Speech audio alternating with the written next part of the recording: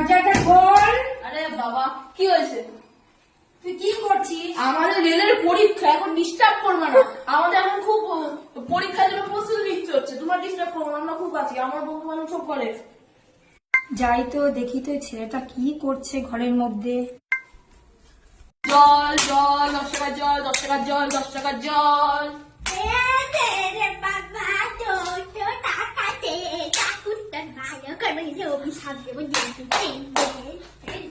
রুটি আনতে পারি, রুটি আনতে পারি, রুটি আনতে পারি, রুটি আনতে পারি, রুটি আনতে পারি।